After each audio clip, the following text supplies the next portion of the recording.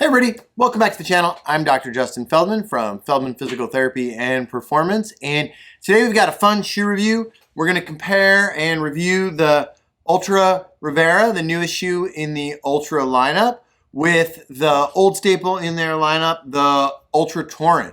So before we dive into that, if you like this type of information, you find it helpful, find it useful, we'd really appreciate it if you would jump down and like this video and subscribe to the channel.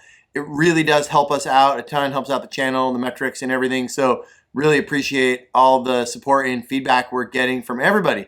Now, before we get too far into the review and the comparison, make sure that you hang out for the end of the video because we are going to talk through some tips for getting into zero drop shoes. And so if you're new to an Altra shoe, it's a zero drop shoe. All the shoes in their lineup are, and it's definitely something you want to work your way into. So if this is new for you, make sure you hang out till the end. We talk about some specific ways to add this shoe into your lineup to ensure that you train safely and avoid injury. Let's dive right in and compare these two shoes. So I've been running in the Torin shoes for around 4 or 5 years now. I've sort of lost track, but that has been a shoe that's been in the rotation of my training shoes for a long time. I've really liked it. Over the years, around the 4.5, I felt like it started to get a little too soft and cushiony, and then they really transitioned the Torin into the Torin Plush. And actually, if you jump on the Altra website right now, that's actually the only Torin I could find on there available. So I'm not sure if they're going to switch all the way over to that. But I was really excited when I got into the Rivera because you could tell it immediately fixed that problem.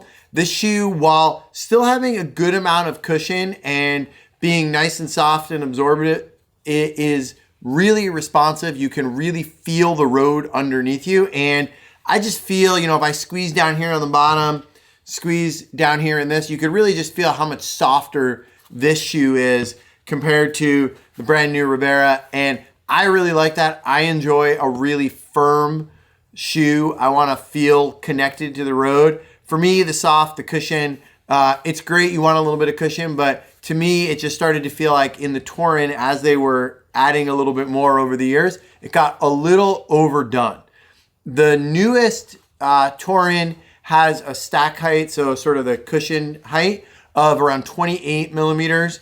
The Rivera comes in at 26 millimeters, and while that sounds like a really small amount, 2 millimeters, I found it made a huge difference, and I could feel the difference. I don't know if it's all in my head or not. It probably is, but I could definitely feel that I was a little bit lower, closer to the road, and it just felt more natural to me. The other shoe in the Altra lineup that you can look at comparing this to would be the Escalante, and that is a even lower shoe. To me, that shoe is not something that a lot of people are going to really run in. That's a great wear around shoe, but it is pretty flimsy and there's really nothing to that shoe. And so that's not a shoe a lot of people are going to run in, but this has more cushion than the Escalante. Now, let's take a look at brake pattern. So Altra shoes over the years, they've always been really reliable, very free of defects. I've never really had a problem with one. If we take a look at the brake pattern, we sort of push here, we're going to see, right, good brake pattern right there where your foot would bend like we want. Rivera, same thing. This might even be a little bit stiffer. You might just find, like, if I push here with the same amount of force, you'll have to take my word for it, but this shoe's going to bend a little bit more. These shoes also have more miles on them, so that can play a factor there. But this shoe just feels like it'll fold a little bit more underneath me. If we look at the torsional stiffness, if I twist here, right, I can kind of do a pretty good job twisting the Torin. Here, Rivera, that's feeling like, oh, that's how you can tell it's a real review, and I actually ran in them, didn't pull them out of the box and just do it. When the pebbles fall out as you twist it. But you can see as I kind of torque this shoe that there's a little bit more structure there, and I like that. I felt like it was a little bit more of a stable ride. I think that comes, one, from some of that torsional stiffness and support, as well as the lack of added cushioning underneath there. If we look at shape, Altra's really known for that shoes that are shaped like feet, right? That's their slogan. And so if you look, I do think if we put these guys side by side and try and get the camera to stop focusing on me, right? You'll see Torin looks just a little bit wider to me in the toe box. The Rivera isn't quite as wide, still really, really roomy and a lot of space for your toes to just spread out, much more than a traditional shoe. And that's what I think one of the really great things about these Altra shoes is just how much room your feet have to spread as you run.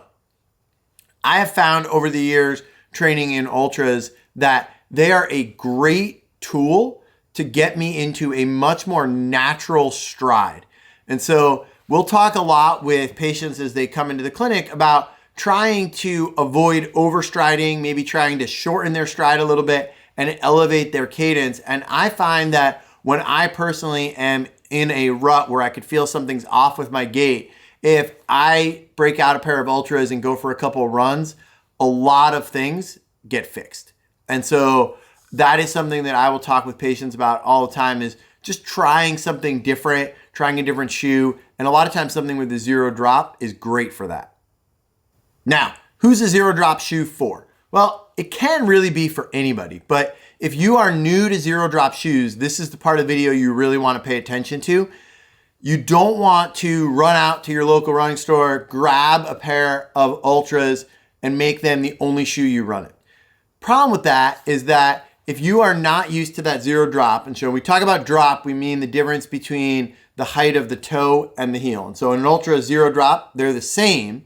If you get into a 12 millimeter or maybe even an 8 millimeter drop shoe, then there's going to be a little elevation. And if you jump right into something that's a zero drop shoe, your Achilles and some of that soft tissue in the back part of your lower leg really need to adapt and adjust to that. And that is not something you want to jump right into. We want to slowly ease these into your rotation on easier, flatter, less strenuous runs, so that you're not going to make your Achilles and your calf muscle complex really mad at you. We want to ease into this sort of thing. These shoes are something that we talk a lot about with people who have had a history of Achilles issues or maybe calf strains before.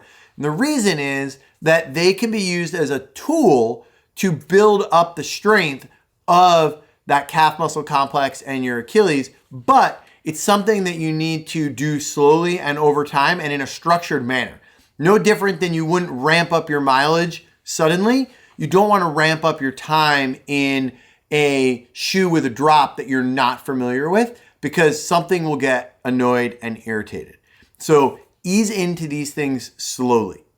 If you are somebody who might have a really stiff or rigid first toe, so think people with some bunion issues or just aren't able to extend that first toe the way we like, then this could be a really good shoe for you, because you can imagine if your foot is elevated here, right?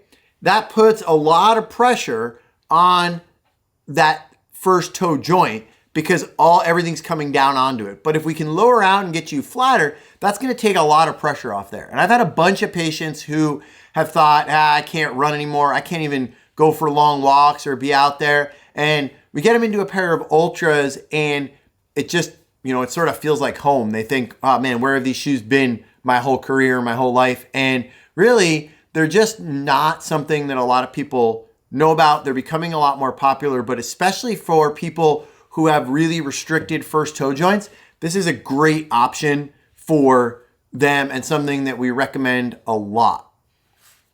The other thing we will talk to people about is if you're looking at getting into a zero drop shoe, make sure the other shoes in your shoe lineup fit in. So if you have a bunch of shoes with a 12 millimeter drop and maybe one pair with an 8 millimeter drop, you don't really want to then skip that 4 to 6 millimeter range and go right into a zero drop shoe.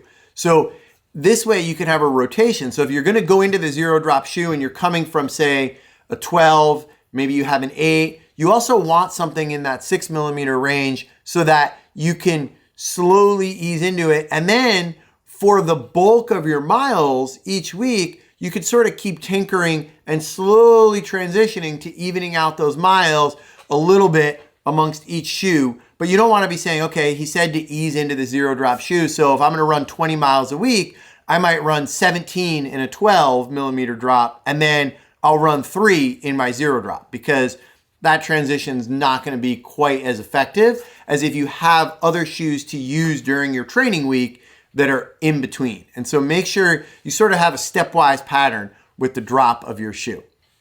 Hopefully you found this video helpful, informative. Hopefully if you were in the market for the Rivera and trying to compare it to the Torin or the Torin Plush, this was helpful, helped you make a decision. If there's something we didn't cover in this video, something that you are wondering, please go ahead, leave something down in the comments. We definitely make sure to get back and answer all of them. And we got lots of fun videos, lots of shoe reviews, a couple of pretty cool tech gadgets and gear, maybe a watch or two. We'll see what happens coming up. So make sure you subscribe to the channel, and you can hit the little bell so that you get notified when we post a video. And we'll see you on the next video.